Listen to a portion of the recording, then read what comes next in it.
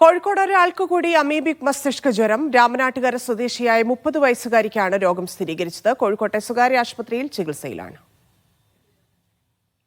സലാം മുഹമ്മദ് ചേരുന്നു. സലാം, വീണ്ടും case report ചെയ്യുന്നു. ആരോഗ്യസ്ഥിതി എങ്ങനെയാണ്? വിവരങ്ങൾ. വലിയ ആരോഗ്യസ്ഥിതി തൃപ്തികരമെന്നാണ് ആശുപത്രിയിൽ നിന്ന് അറിയിച്ചിട്ടുള്ളത്. കോഴിക്കോട്ടെ സ്വകാര്യ ആശുപത്രിയിലാണ് ഈ 30 വയസ്സുകാരി ചികിത്സയിലുള്ളത്. 2 ദിവസം മുമ്പാണ് ആശുപത്രിയിൽ പ്രവേശിപ്പിച്ചത്.